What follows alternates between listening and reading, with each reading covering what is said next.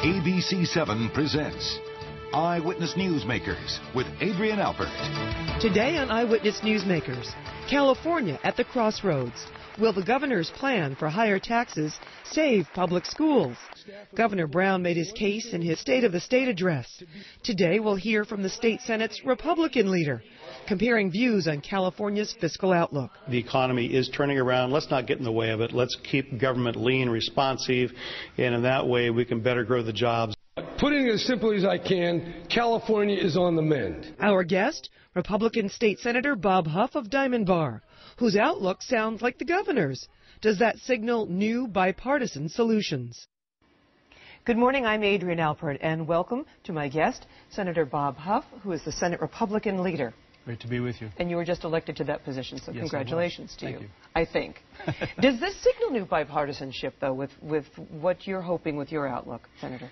Well, listen, we've been trying to work with the governor last year. We'll certainly work with him to the degree that he will allow us this year. But interestingly, we agree that the state is on the mend, but he's built a budget around a $7 billion each year, call it $35 billion tax increase. We disagree on that. Let's talk about that, Senator. You spoke in response to the governor's address, but I'd like us to listen to one of his key proposals.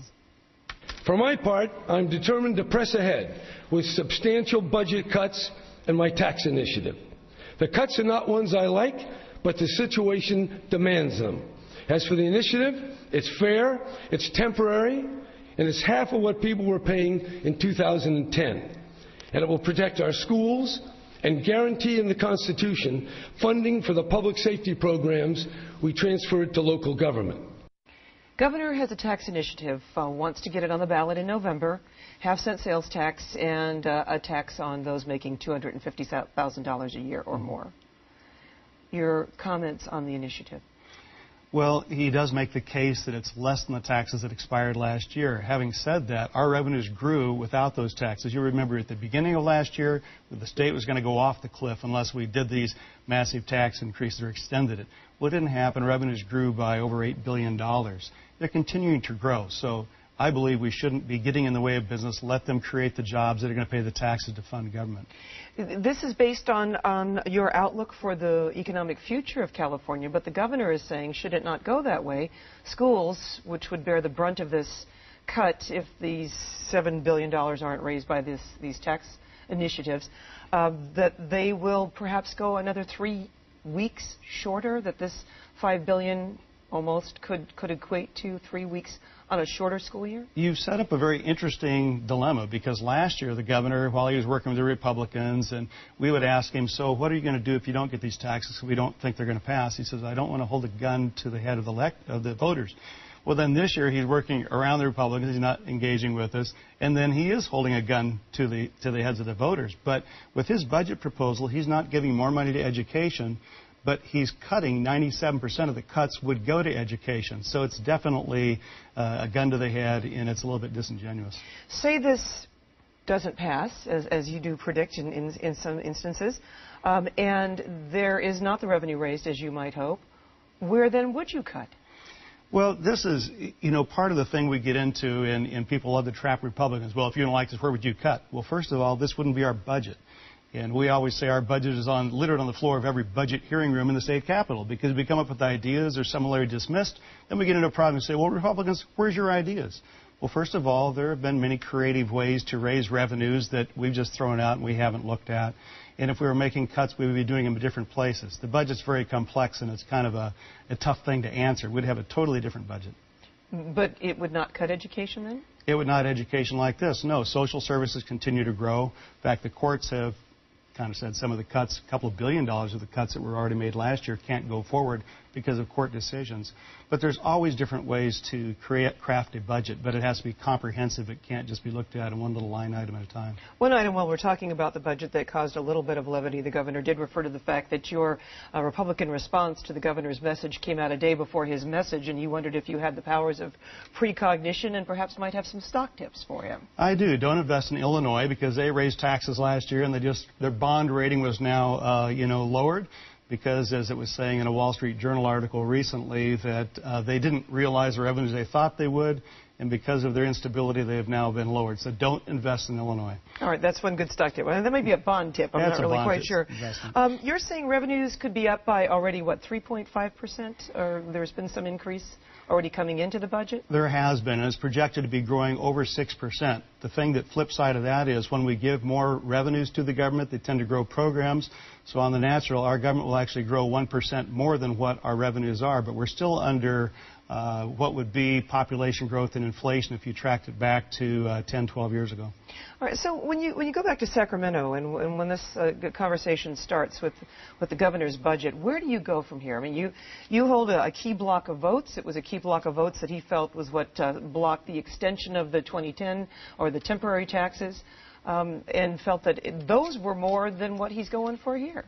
Well, and he's going around us, and he's going to the people because he does see, he thinks he can make the case to the people. He's more popular than we are in the polls, and, you know, we get all that. To what our role is, we will be the light that shines on, you know, the problems in his budget that he doesn't want to talk about. Certainly that's a role, and we can be banging on the door until he answers it. But there is a role for us. We can be relevant. I don't think the tax is going to pass, and then he's going to be looking to us for solutions. Let's listen to the temporary tax hikes of the half-cent sales tax and on those on incomes above $250,000 will fund schools. Let's listen to what the governor said about that. Given the cutbacks to education in recent years, it's imperative that California devote more tax dollars to this most basic of public services.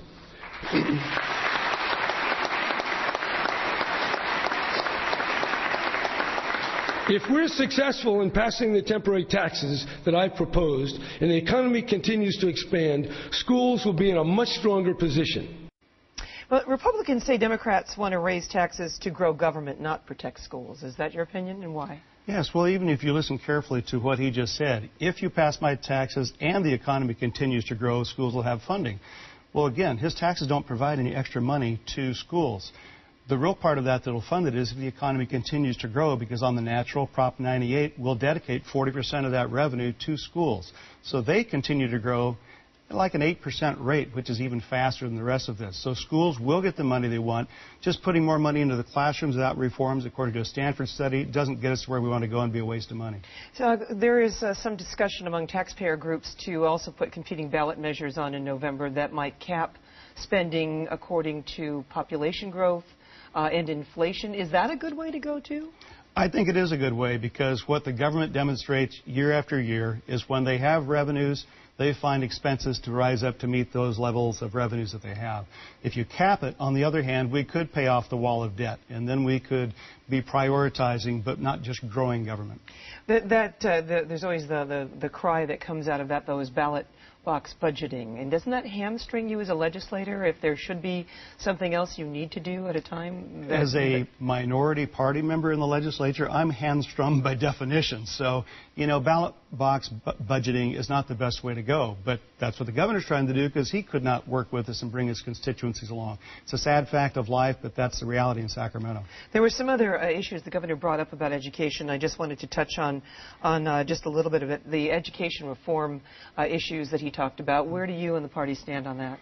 It depends on what tests he's cutting back. If there's tests just for test's sake, certainly get rid of it. I know the teachers across the state think they're tested too much.